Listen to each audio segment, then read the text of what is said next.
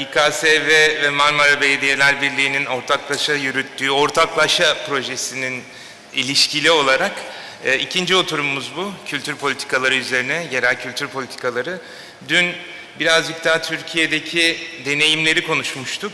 Bugün biraz daha derin dalış yapacağız ve kültür politikalarının hem teorik hem pratik boyutlarına bakacağız. Normalde programda da gördüğünüz gibi 3 kişiydik. Ama Tülin Hanım'ın ayağını kaydırdık hocamızla baş başa olabilmek için. Çünkü Füsun Hoca, Özlem'in de benim de hocam, dolayısıyla onunla yalnız kalmak için Tülin Hanım'ı ekarte etmiş olduk. Şaka bir yana çok ani bir engelden dolayı kendisi bir arada olamayacak. O yüzden biz Füsun Hoca'yı ve Özlem'i ağırlıyor olacağız. Bugün konuşacağımız şey aslında kültür politikaları, yani iki zor kavramı bir araya getirmeye çalışacağız. Kültür üzerine 264 farklı tanım mı vardı? Bir şeyde, evet, 50'lerde o kadardı. Keza politika için de bir o kadar tanım yapılabilir. İkisi bir araya geldiğinde combo etkisi yapıyor. Çok daha bir tablo çıkıyor. Çok iyi bildiğimiz, her gün yaptığımız, herkesin o şey için, pornografi için öyle bir tanım var ya, nasıl tanımlamayı bilmem ama nerede görsem tanırım gibi. Kültür politikaları da biraz öyle, kültür açısından, ama sadece kültürel etkinlikler düzenlemekten ibaret olmadığını, eğer Füsun Hoca'nın kültür politikalarına giriş kitabını okursanız zaten onu ayrıntılarıyla anlatıyor. Bugün birazcık da özetleyeceğiz ve 2 tur konuşmayı düşünüyoruz. İlk turda birazcık daha hikayenin kavramsal boyutunu, kültür politikaları nedir, Türkiye'de ne gibi pratikler vardır. İkinci turda da biraz onun daha organizasyonunu yapacağız. Bu konuda devam ediyor gördüğünüz bannerlardaki proje. Bir rapor yayınlanacak yıl sonuna doğru. Onun haricinde de bir hibe programı, ilk hibe sahipleri belirlendi. İkinci bir hibe çağrısı daha olacak Mart 2024'ten sonra. Ve bir de kapasite geliştirme programı olacak. Sosyal medya hesaplarından projeye dair gelişmeleri takip edebilirsiniz. Şimdi bir ilk tur olarak bir kültür politikalarını bir tanımlama çabasına girelim. Yani bu arada Füsun Hoca'yı da, sevgili Özlem'i de çoğunuz bildiğiniz için çok fazla detaya girmek istemedim. Füsun Hoca, Türkiye'nin en köklü 2 siyasal bilimler fakültesinin ikisini de tedrisatından geçmiş. Daha sonrasında da Türk ocaklarından itibaren aslında vatandaşlık, yurttaşlık çalışmış ve sonra da kültür politikaları, ki ikisi bence çok akraba, yani yurttaşlık ve kültür. Özlem Hoca de Marmara Fransızca Kamu'dan mezun olduktan sonra Enstitü d'Etudes Politiques Grenoble'da kültür yönetimi yaptı. 2010 yılından beri de biliyorsunuz İKSV'nin kültür politikaları koordinatörü olarak çalışıyor. Aynı zamanda işte UNESCO Türkiye Milli Komisyonu üyesi, yerel diller, çeşitli, evet, bir sürü şey var. Ben denizde nacizane bir esnaf ve sanatkar olarak öğrenmeye çalışıyorum. Hocam buyurun. Kültürü ve kültür politikalarını sizden bir dinleyelim. Şu mikrofonu. Teşekkür ederim. Tabii önümüzde son derece ilginç bir başlık var. Dün bir iki sosyal bilimci arkadaşımla konuştum. Derin dalış nereden çıktı dediler. Ama başlık bizi aslında hani derin dalış kültür dediğimizde ben şöyle görüyorum bu başlığı, ki zaten biraz toplantı özetlerinde de bu ortaya çıkıyor. Aslında derin dalış bizi düşünmeye sevk etmek üzere verilen bir başlık. Yani düşünmeye, sadece düşünmeye değil, analitik olmaya, özenli olmaya, ayrıntıları önemsemeye çağıran bir başlık. Tabii kültür bağlamında ele aldığımızda bu derin dalış ne olabilir ki diye düşündüğümüzde öncelikle hani her derin dalışta olduğu gibi, yani gerçekten suya dalışta olduğu gibi bir bilgiye ihtiyacımız var. Yani bilgi olmadan o derin dalışı yapmak mümkün değil. Bir dalış bilgisine ihtiyacımız var. Bunun epistemolojisine ve ontolojisine ihtiyacımız var ki kültür dediğimizde de, yani kültür derin dalış dediğimizde de ben kültürle ilgili alanı tarif ediyorum. Yani kültür alanıyla ilgili bilgi ve donanımı anlıyorum buradan.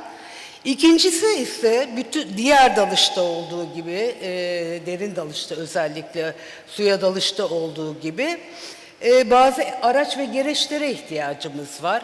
O araçlar ve gereçler o derin dalış sırasında bizi korunaklı kılacak, o derin dalışın tehlikeli olmamasını sağlayacak ve daha iyi dalmamızı sağlayacak araçlar, gereçler. Kültür politikası bağlamında da baktığımızda bu derin dalışta bizim ihtiyacımız olan araçlar ve gereçleri şöyle tarif ediyorum. Kavramlarımız, yani kavramsal çerçevemiz ve modellerimiz, kültür politikası modellerimiz. Fakat şöyle bir durumla karşı karşıyayız. Su çok bulanık.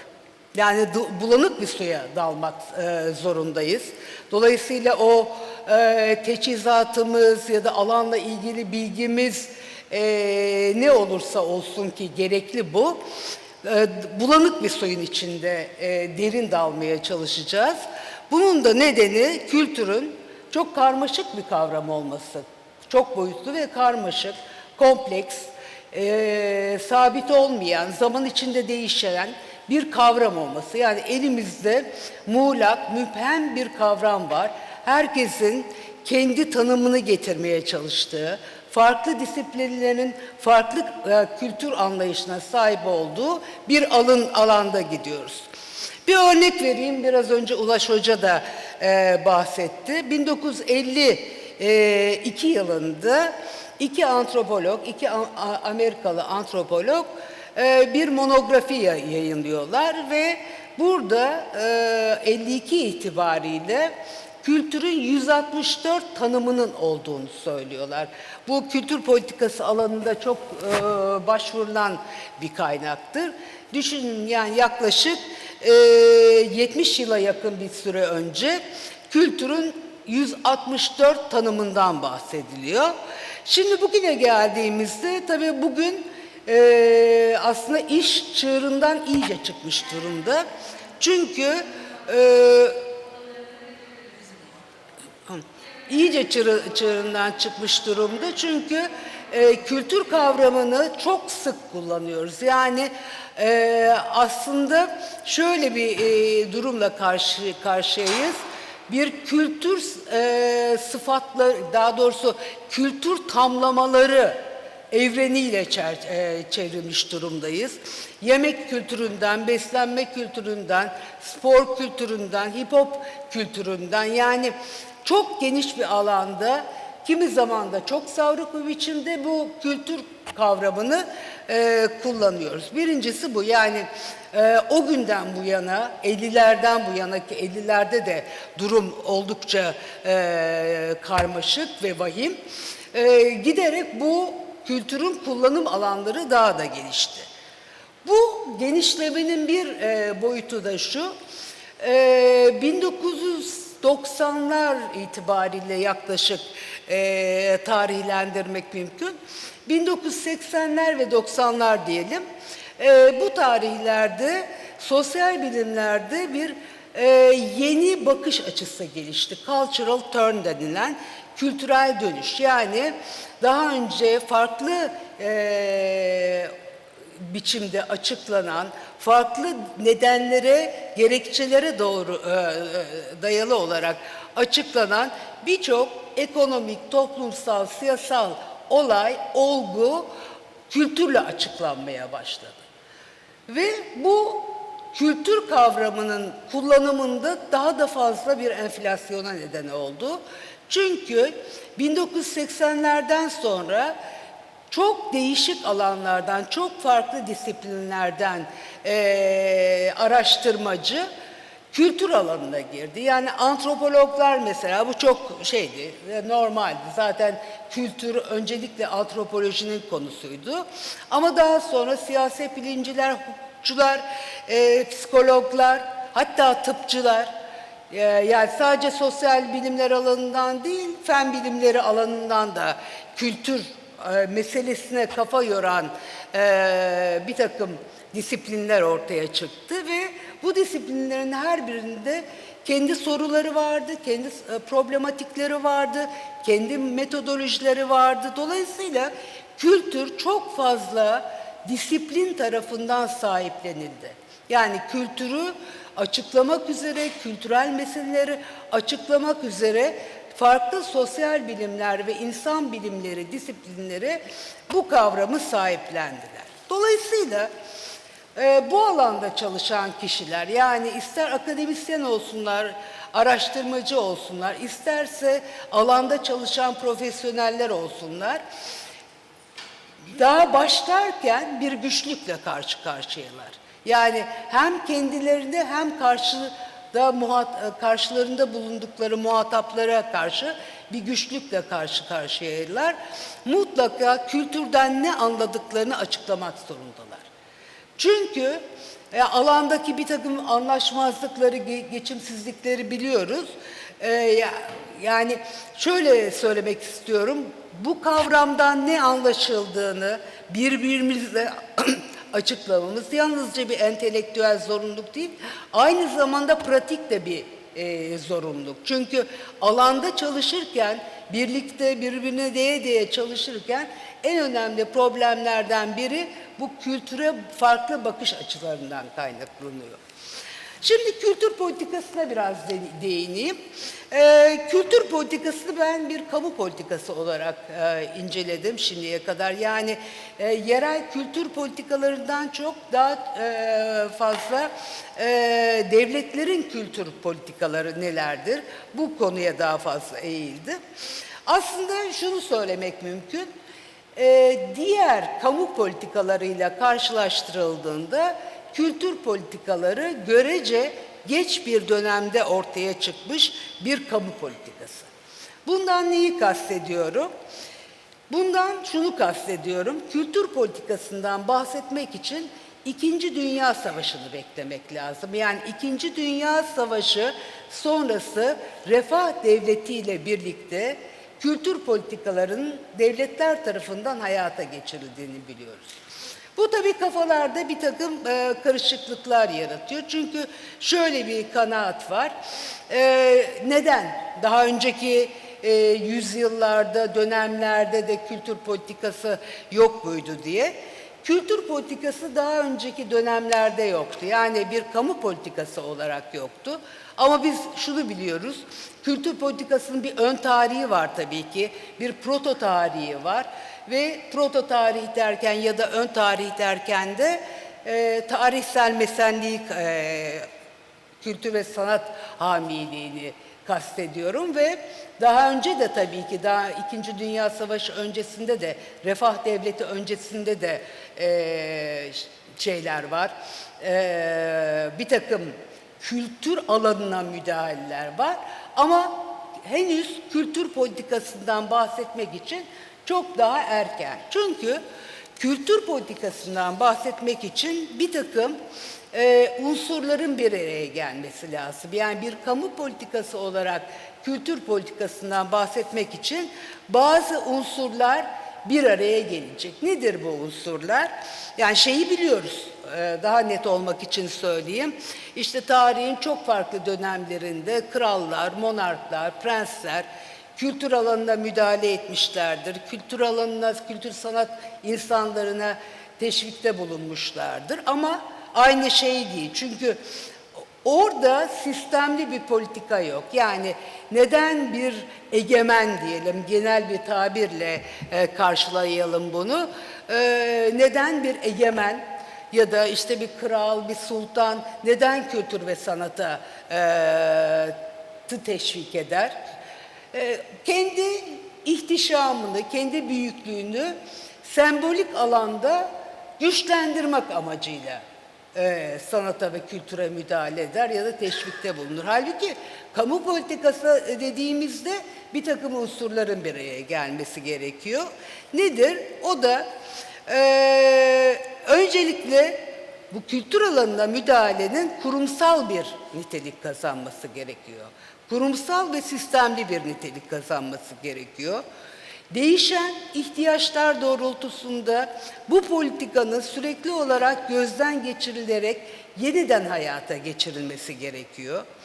Bir bürokrasinin olması lazım, bir kültür bürokrasisinin olması lazım. Yani bir bürokratik düzenlemenin olması lazım. Bir personel kadrosunun olması lazım ve mesleğe özgü bir takım kuralların olması lazım.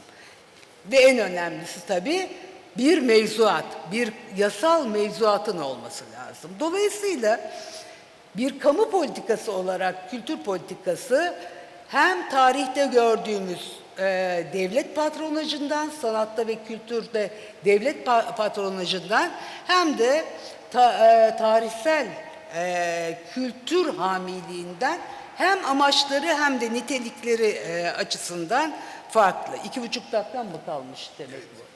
Peki o zaman şöyle diyeyim ben. Şimdi bir takım modeller var kültür politikası dediğimizde. Yani kültür politikasını modeller ekseninde ele alıyoruz. Bu modelleri 3'e indirgemek mümkün. Farklı yazarlar, farklı araştırmacılar, farklı sınıflandırmalar yapıyorlar ama 3'e indirelim. Ve 3'e indirirken de şunu söyleyeyim, genellikle kültür politikası modellerine baktığımızda ne ölçüde, yani devletin rolüne bakılır. Ne kültür politikası ne kadar egemen, kültür politikası ne kadar merkeziyetçi bir ya da ademi merkeziyetçi bir yönetimle hayata geçiriliyor. Böyle baktığımızda 3 temel modelden söz ediyoruz. Bunlardan bir tanesi merkezi yönetimin kültür alanında daha müdahaleci, daha sistemli olarak müdahale ettiği bir yapı. Birinci model Fransa, Türkiye ya da Yunanistan gibi. İkincisi kültür alanının yönetiminin özel konseylere bırakıldığı, yarı özel konseylere bırakıldığı model. Daha çok kuzeyde ve batı Avrupa'da, İngiltere'de, Birleşik Krallık'ta gördüğümüz model. Ve üçüncü modelde kültür politikasında sının yerele ya da bölgelere bırakıldığı model. Şimdi bu modeller birbirine yakınlaşmaya başladı son yıllarda. Neden? Çünkü Avrupa benzer sorunlarla karşı karşıya. Bu sorunlardan ilki küreselleşme. Küreselleşme toplumları yatay bir biçimde giderek standart hale getiriyor ve kültür alanına da küreselleşmenin yansımaları var. İkincisi yerelleşme ya da bölgeselleşme. Avrupa örneğine baktığımızda mesela Avrupa bölgeleri ya da yerel yönetimlerin giderek daha güçlenmesi gibi temel faktörler, özellikle de bunun ötesinde de söyleyebileceğim en önemli şey yeni kamu işletmeciliği. Yani yeni kamu işletmeciliği bugün yerelleşme ve küreselleşme dinamiğinin ötesinde kültür politikalarını belirleyen en önemli şeylerden biri. Artık bugün herhangi bir politikadan çok, yani politik amaçlar ve arka planlardan, nedenlerden çok bir işletme gibi yönetiliyor. Yani yeni kamu işletmeciliği dediğimiz şey bu. Ve bunun getirdiği, yani kamu kurumları da, STK'lar da, alanda çalışan profesyoneller, savunu çabasında bulunan topluluklar da artık bir kültür projesi yapacakları zaman kendilerini bir işletme gibi görmek zorundalar. Çünkü önemli olan etki, verim gibi normal bir işletmenin sınırları içinde kalan, yani bir işletme gibi kavramsallaştırılan ve görülen bir şey. Bir dakika var mı, yoksa bırakalım sonra ikinci Devam şey. vaktimiz olacak zaten ama Tamam. eğer kesmek istemiyorsanız Yok, yani bitirebilirsiniz. bugün bir takım sorunlarla karşıyayız. Modeller var, onu söyleyeyim. Modeller geçerli ama bu modellerin ötesinde benzer, yakınlaşan, yani ülkelerin kültür politikaları ve kültür anlayışları da bir takım gerekçelerle, nedenlerle birbirine yaklaşıyor ama bu modellerin geçersizliği anlamına gelmiyor. Böyle bitireyim. Tamam. Bu yani daha devam edeceğiz. Hep bu sizin kitabınızı okurken de sonra da düşünürken kültür politikalarıyla mantar arasındaki ilişkiyi, yani mantar da hep vardı. Hatta insanın bilişsel atlayışında da bir takım mantarların etkili olduğuna dair hipotezler var. Ama bir nokta itibariyle kültür mantarı diye bir şey çıktı. Yani o kültür mantarı klasik müzik dinlediği, işte müze sergi gezdiği için değil, onun bütün o koşullarına müdahale edildiği için. Then there was also a new type of mushroom that was created, the cultivated mushroom. It's just like that in culture. There have always been cultural events, but when it becomes cultivated, when it's more systematic, it turns into something else. So Özlem, maybe we can hear from you about the progress of the cultivated mushroom in Turkey. Let me say good morning and greet everyone. Now, of course, it's quite challenging to speak after our professor here, but it's a huge honor at the same time. If you are working in the area of cultural policy studies, I mean, if I am working in this area, it was through an elective course that was opened by Professor Füsun here, and so she has enabled me and many of my colleagues to be working at the Istanbul Culture and Arts Foundation, İKSV.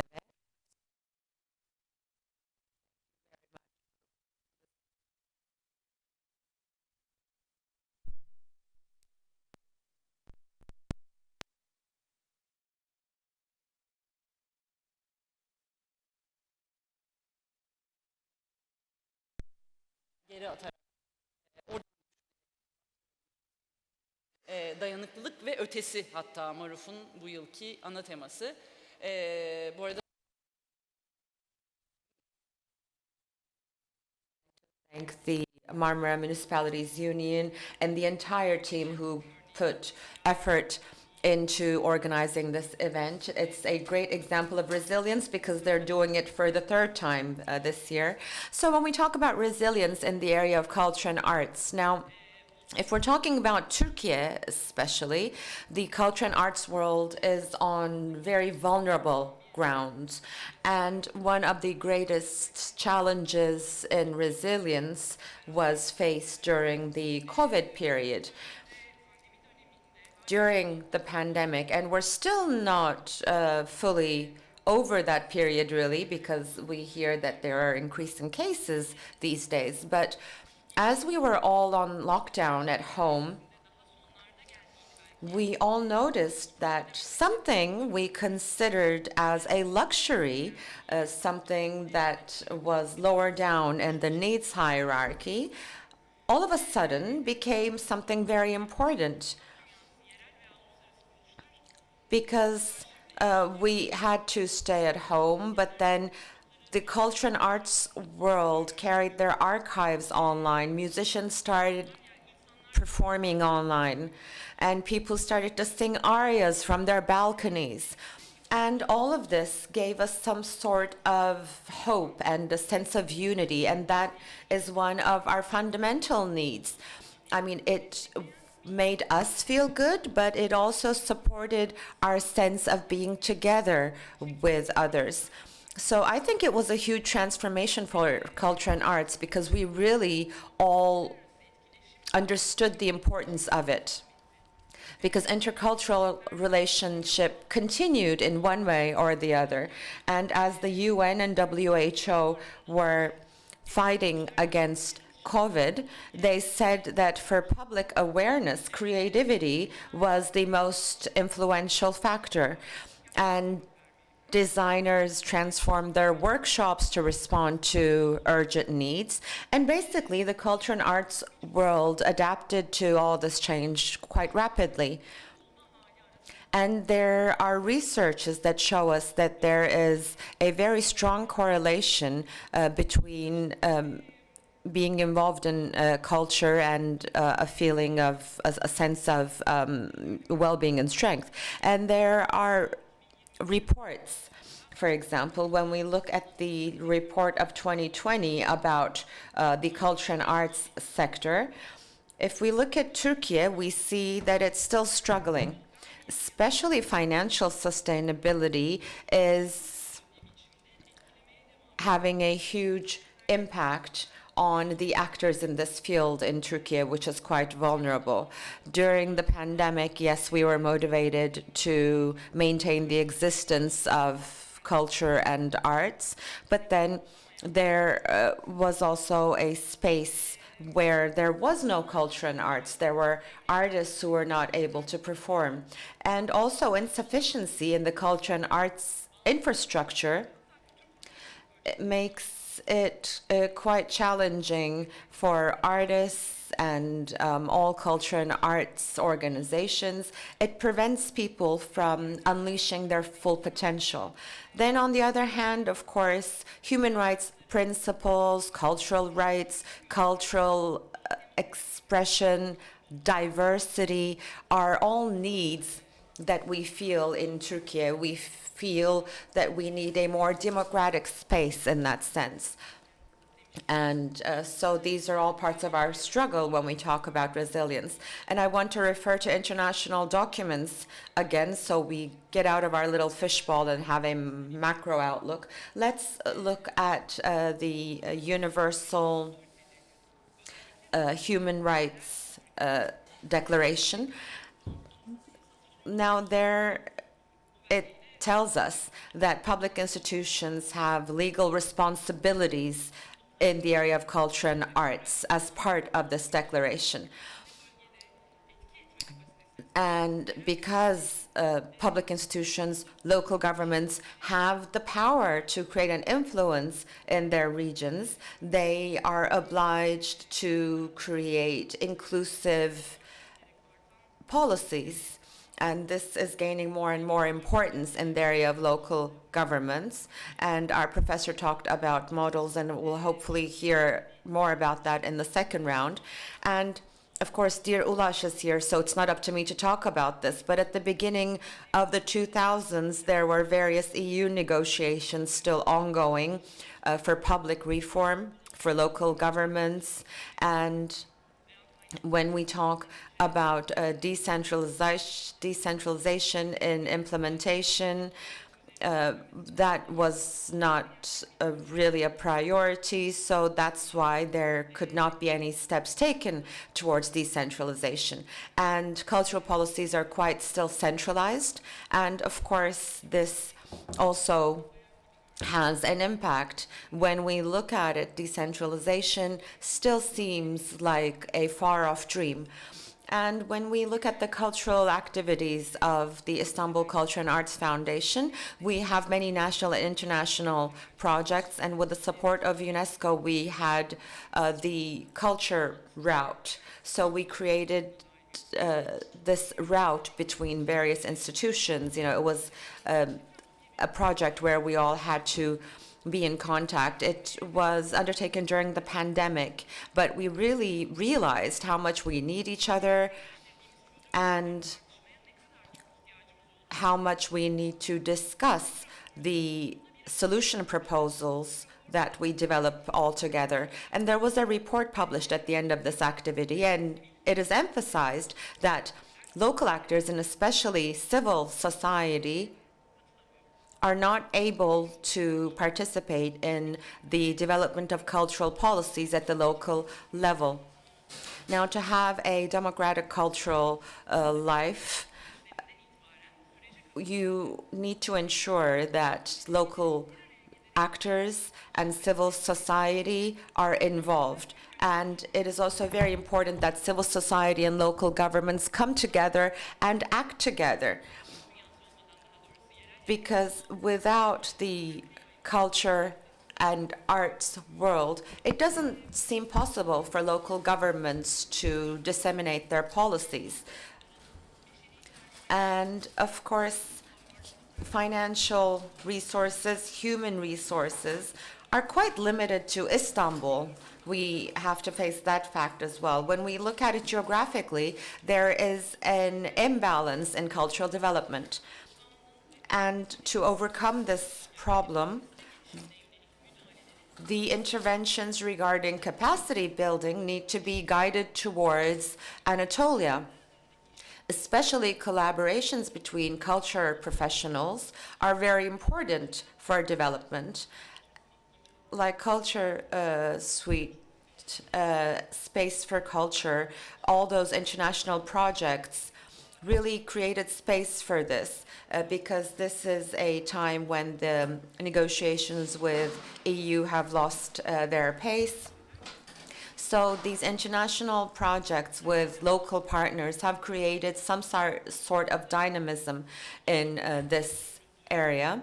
And there have been activities in Anatolia, research is conducted, cultural projects conducted by Anadolu Kültür, and we tried to contribute to these international projects together with Anadolu Kültür, Anatolia Culture, as a local partner, and this was an important model for communication. Previously, there were collaborations with a single European institution or with the EU, but now when we conduct these projects in partnership, we see that the impact is boosted.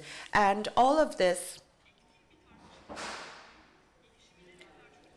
shows us that we have a need to create the foundations of an area for discussion and debate in the area of culture and arts. And solidarity networks are very important in the development of culture and arts. As the Istanbul Culture and Arts Foundation, we are now older than 50 years, and we believe that we have a responsibility here, and with our experience, we can contribute to this area, and we feel that it is a necessity for us to support others in this area. And that's why we conduct such projects. But of course, all these connections and the development of these connections also depend on the municipalities, both at the local level, like metropolitan municipalities and district municipalities, but also networks like the one we are currently part of, the Marmara Municipalities Union. They're very important because the impact of policies created by policymakers can be very limited. But if we're talking about a cultural transformation, then we need to create accurate policies, inclusive policies, and the impact needs to be extended to different sects of society, and it is only possible through different networks coming together because there are multidimensional problems in cities, and one actor alone cannot overcome all of these issues, like the COVID pandemic or financial issues or political tension. When we look at all of this, we need to think and act together, and the will of the culture and arts world can only be possible when we are able to partner up with public institutions and local governments. And we talked about the cultivated mushroom at the beginning. There is no set strategy, no policy around cultivating a mushroom. And currently, if as civil actors we are struggling for transformation, we need to stand together. And that was how the Ortaklaşa project came about. We tried to add on to what we had done in the previous years. We tried to bring actors together, and while empowering civil society, we also portrayed the will to include local governments. It was part of the civil society dialogue project of the EU. There is a grant program, as Ulash mentioned at the beginning, there's a capacity building program, there's a dialogue program, like what we're doing here today. And we officially started this project in January 2023. And in February, we experienced the earthquake disaster. And solidarity, intercity networks, collaborations, civil society, they have a huge potential for transformation. And we all saw this during that phase. And as we were thinking about how we are going to advance this project, we saw that many cultural institutions created solidarity networks, changed their spaces, changed their activities. We saw municipalities running for the help of other municipalities, and all this work still goes on. So we then realize that we're on the right path, and we believe it is important to portray the will to continue on with this. We need a holistic, inclusive, rights-based cultural policy at the local level, and this call is for everyone, really. Thank you very much, Özlem. Both Professor Füsun and you have talked about things that remind me of post-World War II, the democratization process and the need for prosperity and states adapting to this. And everything that you've said about Turkey acting together with local governments and civil society also encompasses the democracy concept. So democracy for culture, culture for democracy. It's like this cycle that's created. And really, it's not about culture being existent or non-existent, but it is rather about how democratized culture is and how much it serves democratization. So that's the question that comes up. So in all policies that we see in terms of being a welfare state, you know, culture is also part of this, and we then reach a concept of cultural justice or cultural fairness. And when we look at cultural policies and justice, I think of Anadolu Kültürü and Osman Kavala. We can not ignore all the services he has done in this area. And of course, the Court of Human Rights has made statements about his situation as well, which I wanted to touch upon as well. But basically, if we are to talk about the democratization of culture, what would you like to say? Well, when we talk about cultural fairness, we are talking about rights. We are talking about bringing rights to life and having certain mechanisms around these rights. Now, the right to culture and cultural rights, I will distinguish between the two, are part of human rights.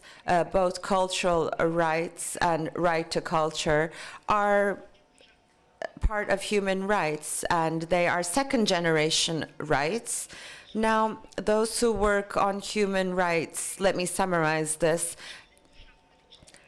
Now, people who work in this area tackle the progress of human rights through generations. And first, they focus on civil, political rights, and then come the social, economic, and cultural rights. That they say that's how the order goes. But in the literature, when you look at it, all rights regarding culture, cultural rights and right to culture, when these are reviewed, they are seen as stepchildren of human rights, because compared to other rights like political, social, civil, or economic rights, rights related to culture are generally less developed. Their content is weaker generally.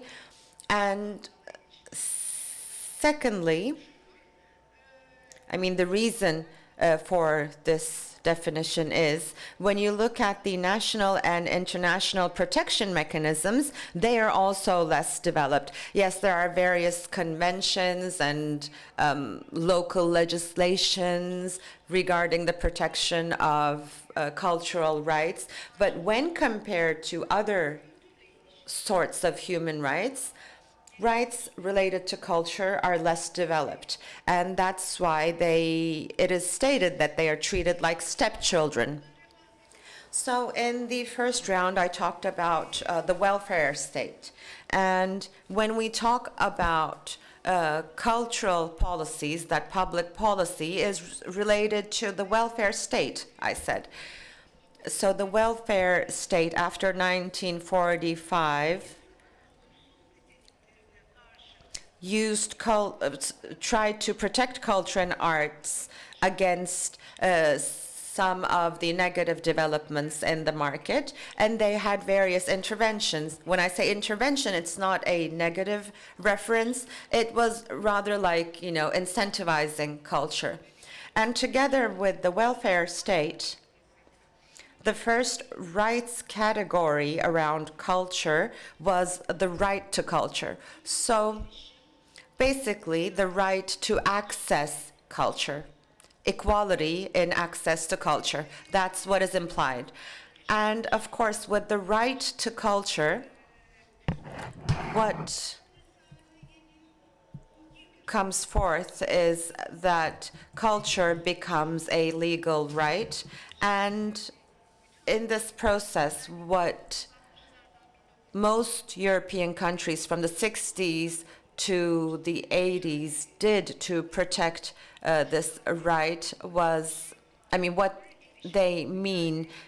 they're trying to protect is the right to access culture for as many people as possible across time and space. So basically, the universalization of access to culture. Now, there is a fundamental problem here, the right to culture and cultural democratization. So basically, this right being disseminated across a large population does not question which culture, whose culture is going to be disseminated. And after 1945, basically what they did was they enabled access to high culture. And as high culture was universalized, it was stated that culture was democratized. So after the 70s, basically, most European countries followed this policy. But as of the second half of the 70s, now, as you know, there were some demands for identity rising across the world. Different communities, ethnic, religious, gender-based communities, and you can add many more, asked for the right to be different. So they defend their rights based on their diversities. And after the 70s, and mostly in the 80s, really, led the change from right to culture to cultural rights, because certain communities wanted to protect and disseminate their own specific culture. They wanted to create in this area, and they wanted to extend that to masses. And in this struggle, we see that cultural rights are still relevant. The right to culture is still relevant, but there's a shift towards cultural rights and towards cultural democracy. So basically, individuals who are member of different communities want to be able to find and experience their own culture. That's the sort of democracy understanding we're talking about.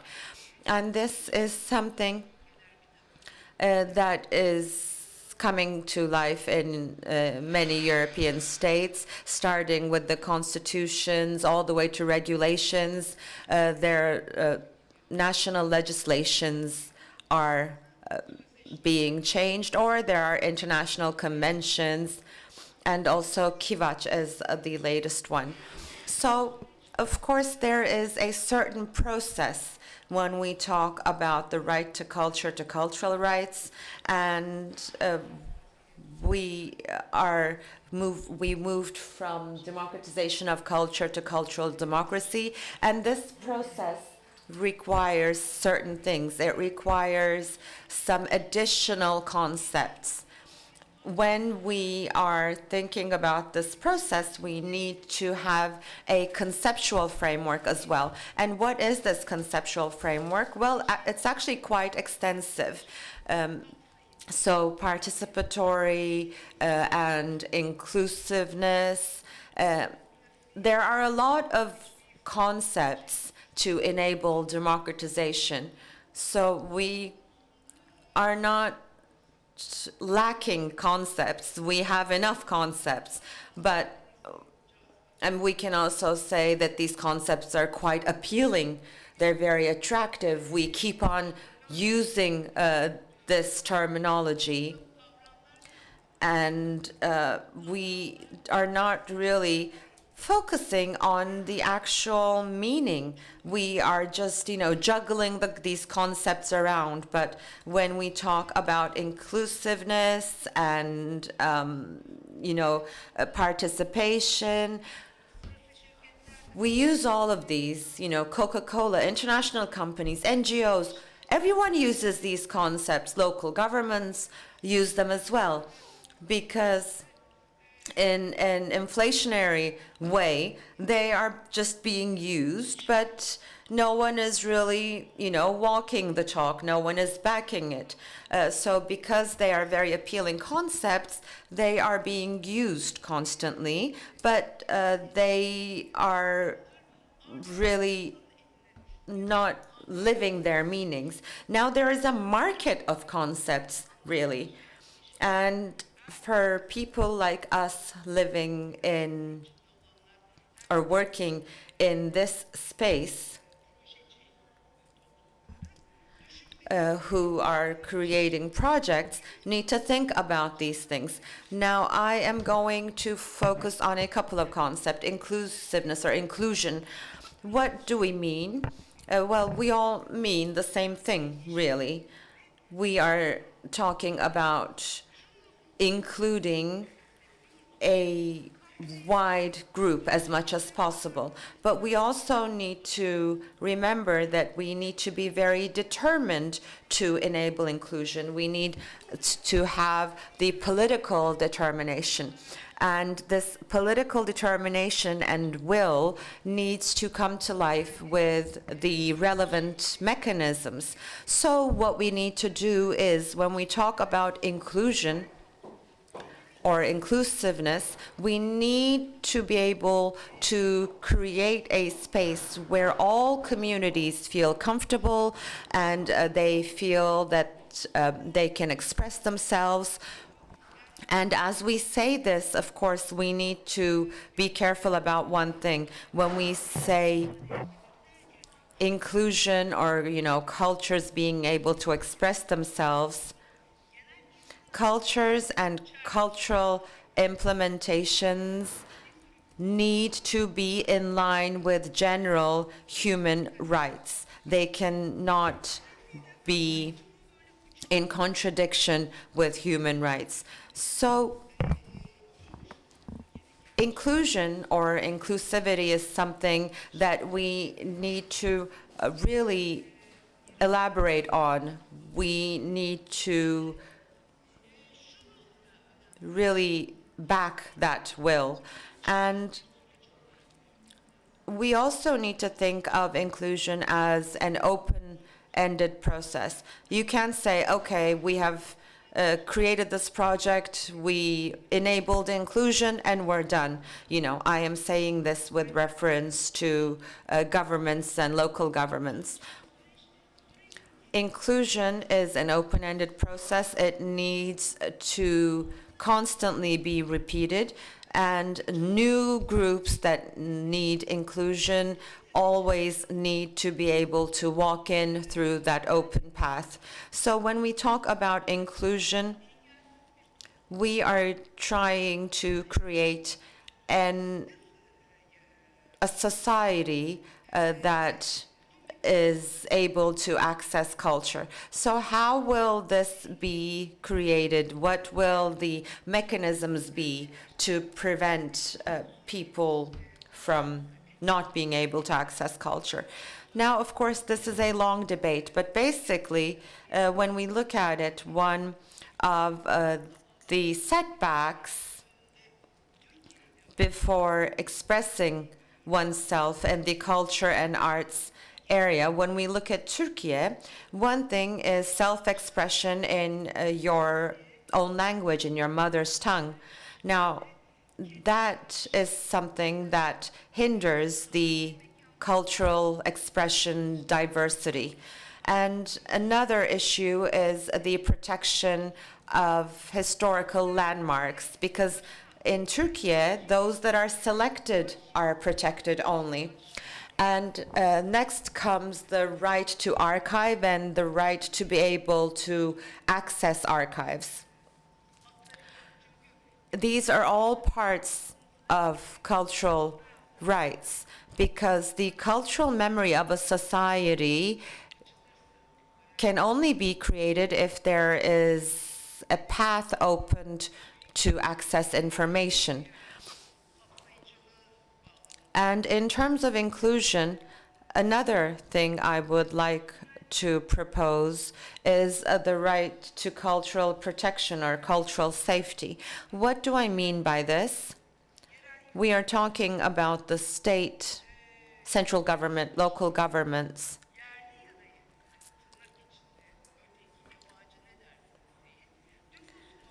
Need to focus on the citizens or the city dwellers from here or from abroad, and they need to ensure cultural safety for them. Because what we refer to as cultural violence or cultural bullying,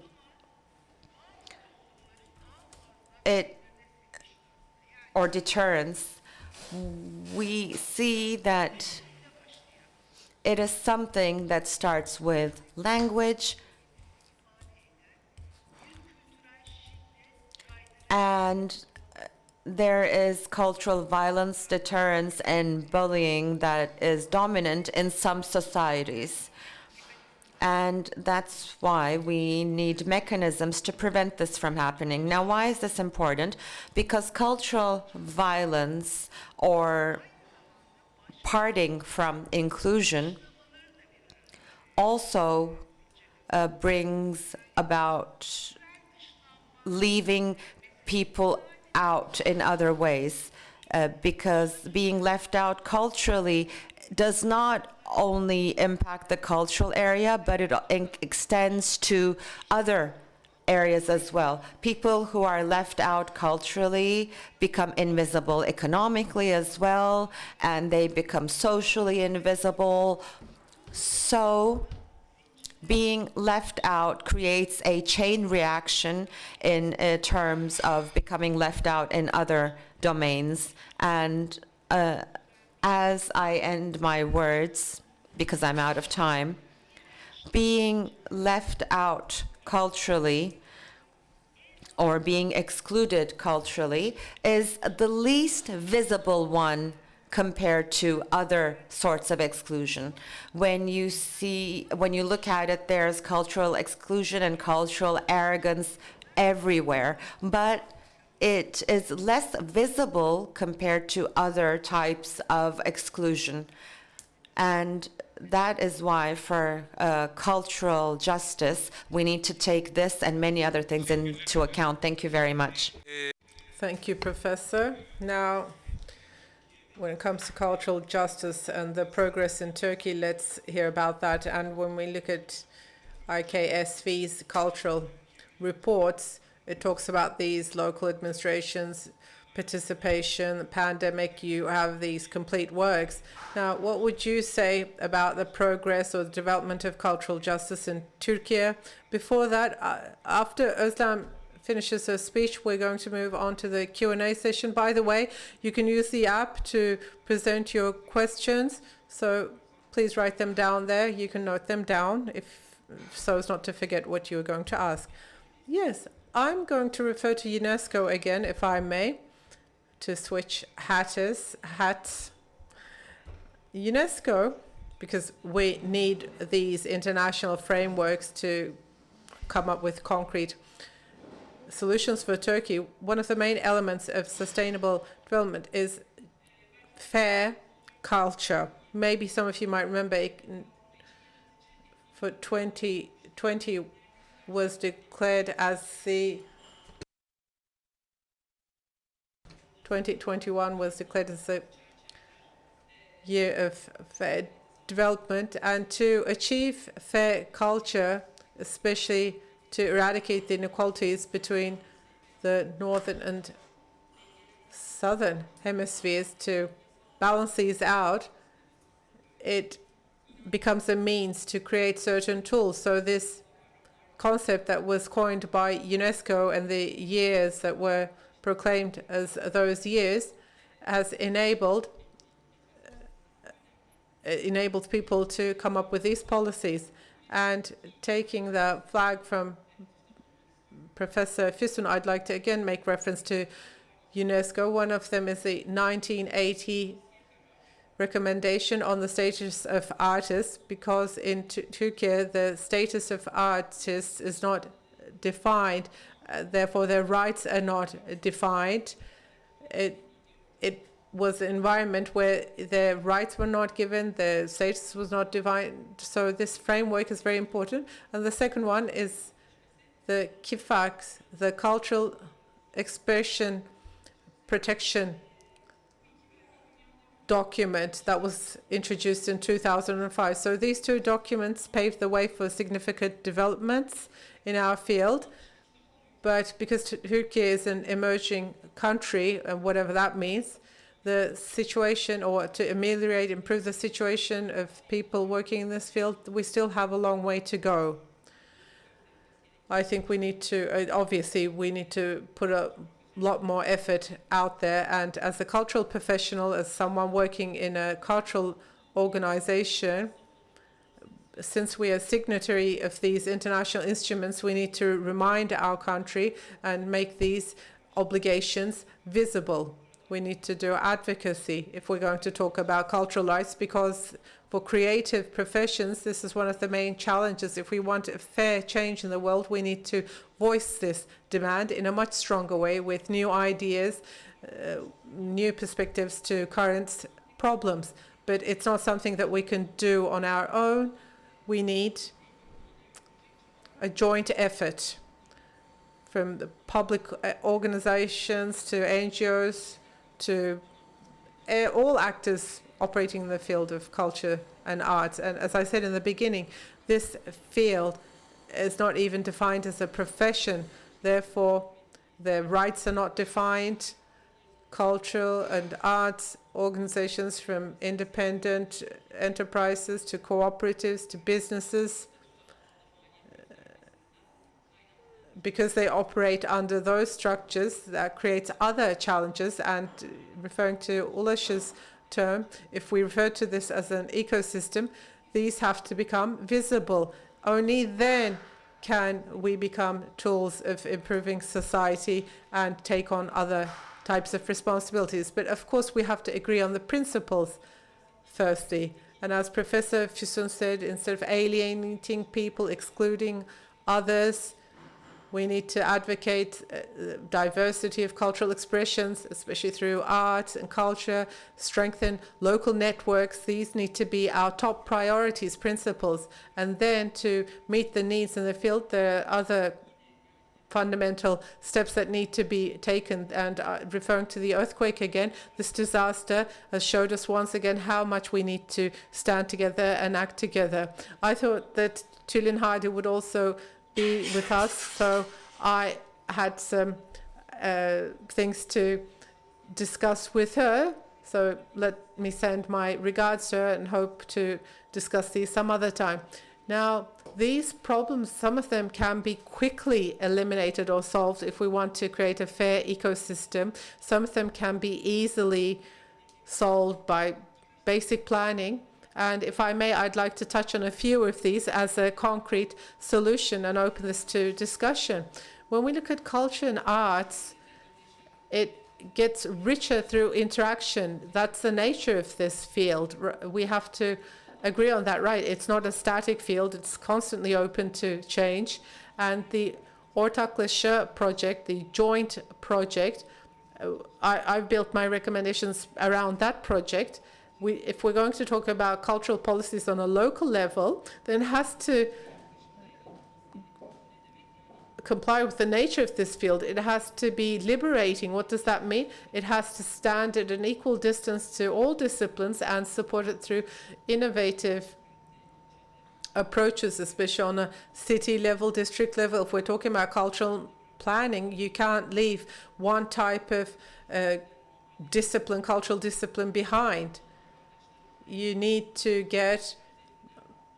identify the needs on a district, neighborhood level without shifting to populism. So these are one of the fundamentals for fair culture. If we're looking for a new administrative model, especially local governments, their role in culture and art has to be a regulating role, and it has to be limited to creating the infrastructure. I'm not talking about planning cultural and arts events, but if we're talking about planning on a city level, like Professor Füsun just said, then we have to uphold the rights of different groups, especially those of disadvantaged groups. So it needs to be a regulating body, a regulatory body, or an infrastructure provider. Therefore, local governments as cultural need to play a pioneering role, because we as cultural and arts professionals already are faced with many challenges, and it's not that easy to act together. That's why local governments need to have that regulatory or coordinator role. And this shouldn't be a one-time thing. There needs to be a mechanism, and inclusiveness has to be continuous.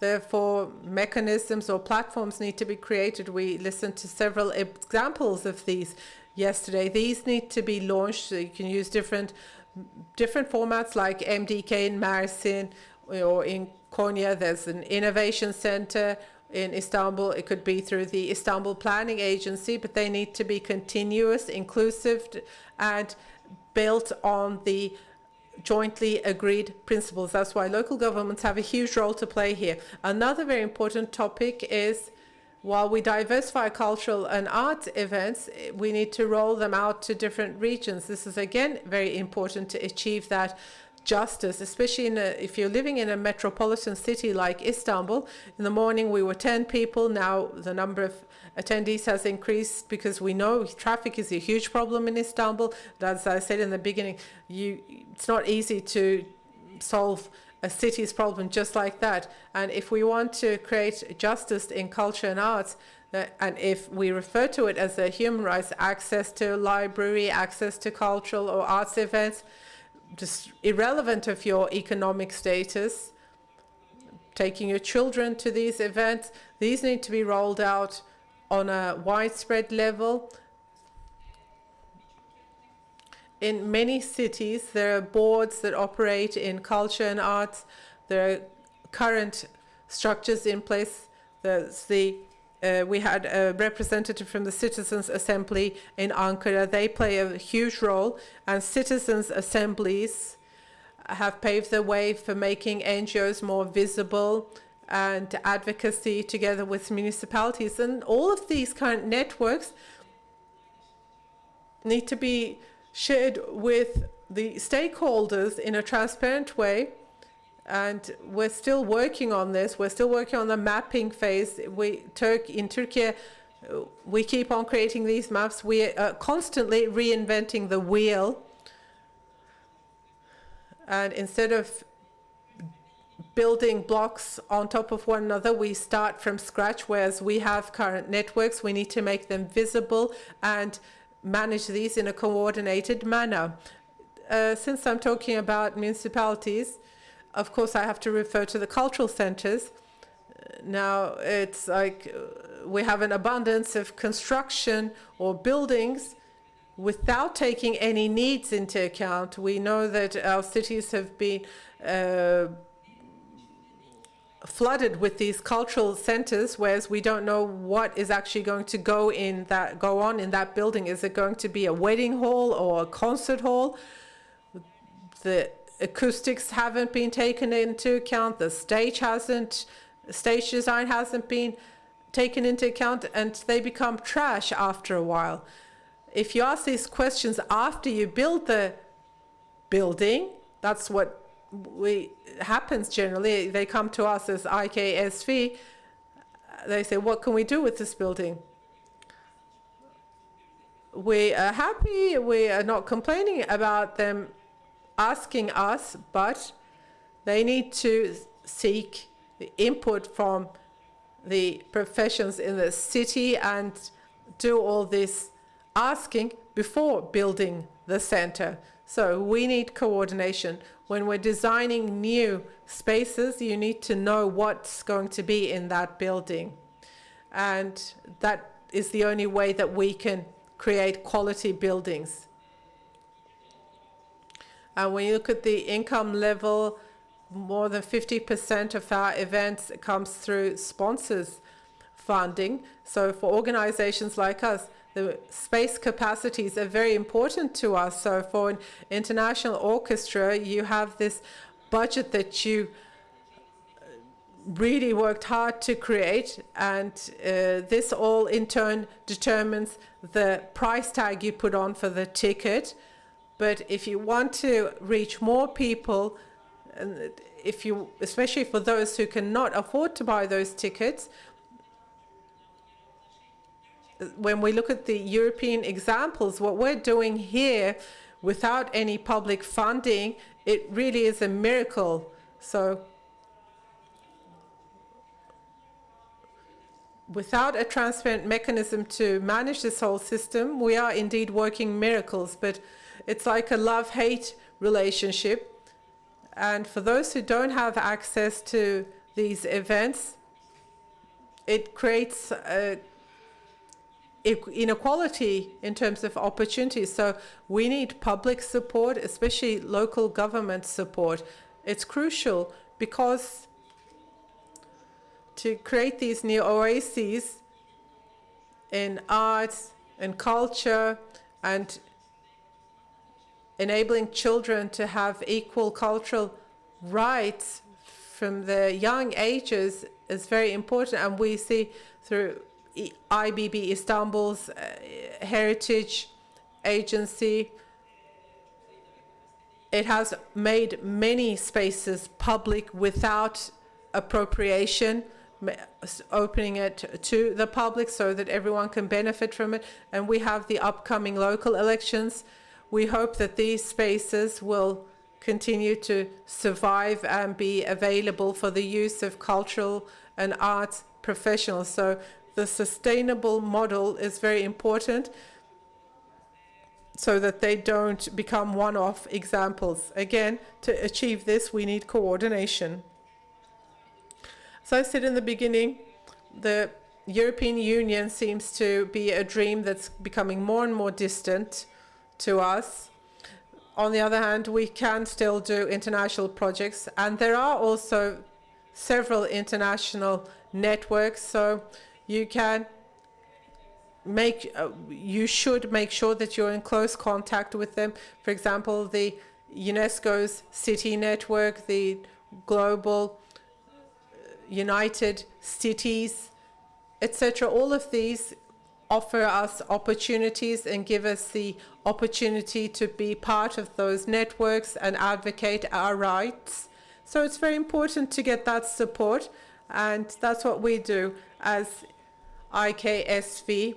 We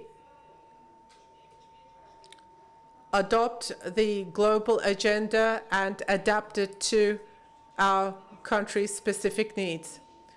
We also need to make sure we get rid of discrimination, encourage diversification, and put regulations in place.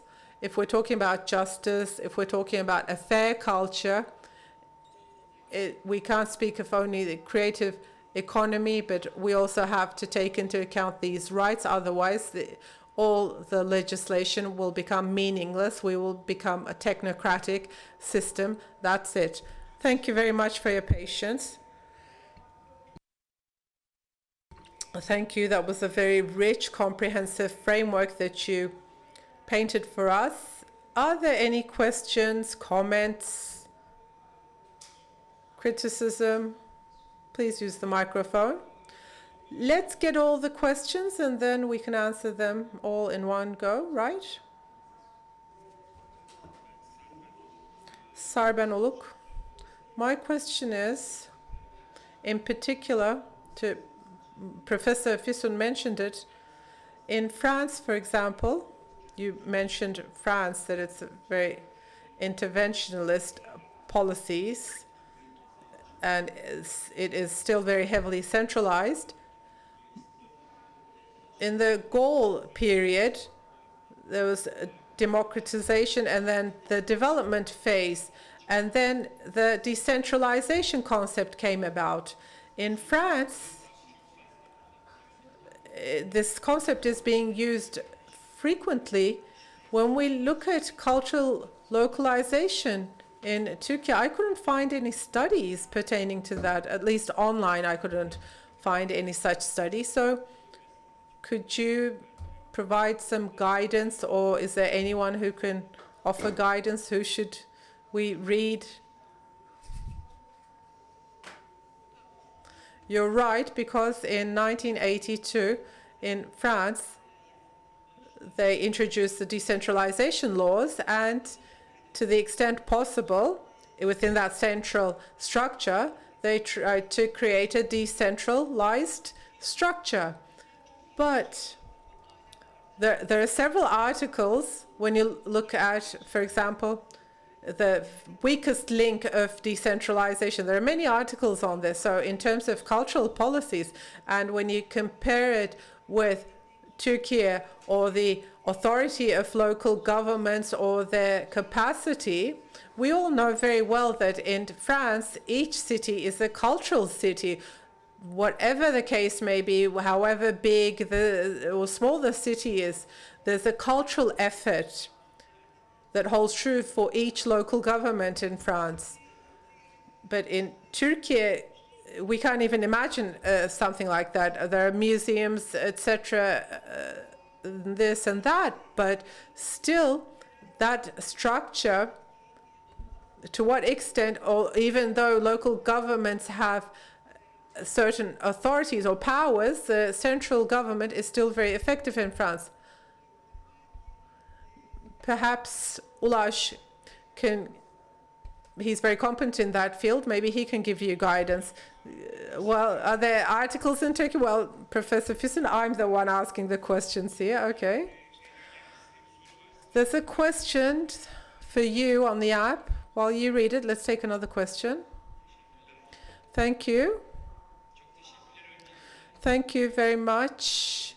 It was the most pleasant presentation. So listening to Professor Füsun after school, once again, was very enjoyable. So I want to make a brief introduction and then ask my question, because I took down a lot of notes, and to wrap it up, especially when we look at local cultural policies for access to right-based culture and encouraging sporting. We can't hear the microphone very well from here. There's a problem with the sound. Maybe if you can hold the microphone a bit far away. How does the sound now?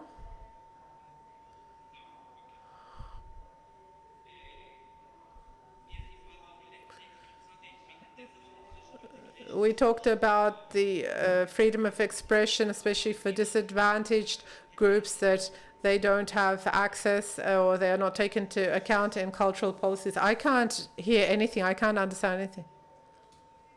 Could you come up front?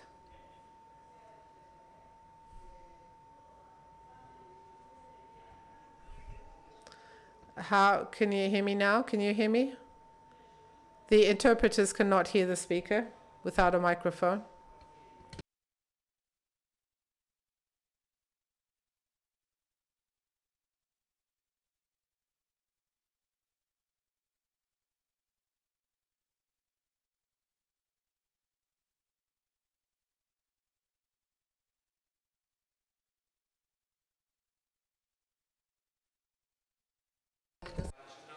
Bir yaklaşım var. Burada da hak temelli eşitlik, çeşitlilik ve kapsayıcılık unsurları da çok fazla burada almamıza rağmen yer almıyor yazık ki. Size şey sormak istiyorum aslında. My question is, at this point, for local cultural policies, especially feeding on research and strategy, where does planning stand? Is there any such plan in place? And for the production of these cultural policies, and I had imagined that Tülin Hardy would be with us as well, for local communities, local people, people living in these places, are they involved? Are they included in these strategic planning processes? Are there any best practices in Turkey? Because in particular, for local inclusiveness, we see it in different areas, for example, architecture or the transformation of a neighborhood as we see in the Marmara Urban Forum. But in terms of access to cultural services, we do see that it's not there. And I have a question to the audience. If in this session, for people working in the cultural area and citizens' assemblies or in cultural affairs in municipalities, could you raise your hands? Okay. And for local governments, do these local governments provide any capacity or opportunity for training, education, development in these fields? Emre, I think about 6-7 people raised their hands for your question. Let me add that when the report gets published, we will have published some of the answers to your questions. Now, your question to me, as far as I understand, you asked for the local governments in their planning and strategy processes.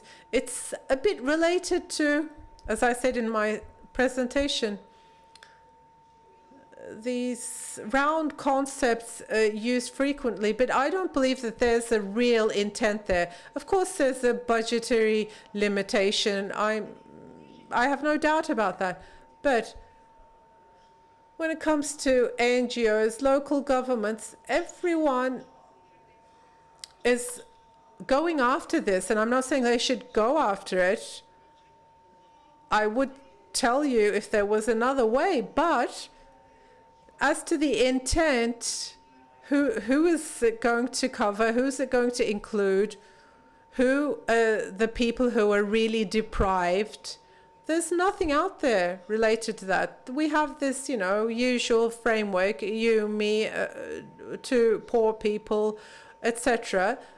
This is how the projects go on. So, when we talk about strategies and planning, of course there's goodwill, but it's not backed by the necessary effort. While you read the question, I can't help but say we talk about planning and strategies for these cultural policies and the lack of interest from the public side, but there's also the other side. Not all arts professionals or cultural professionals are democratic, and so there are some people who constantly feed on certain municipalities. We know that there are certain arts professionals. We have to recognize this, so we can't just put all the blame on the public side. We see that there's this incongruity on the private side as well. Aykut Noğlu published a book on this, and it's a very direct explanation of the situation. I recommend all of you to read it. Question is about if cultural rights is a discourse, are there any other discourses like city culture, civilization, or other rights related to women that clashes with this? If so, how can we create a balance? Now, I feel that there's this uncomfort in this question, so I'm sensing that you're asking, would these cultural rights create a problem for us? Now, we're not in that kind of a world. We're not talking about community X will go after its own culture. There's this mutual cultural feeding. They listen to, let's say, jazz or türkü, or folk songs in Turkish, and that's what justice means. Access to that high culture is also a right, but on the other hand, their own cultural community will be able to exercise their cultural rights, whatever their rights are.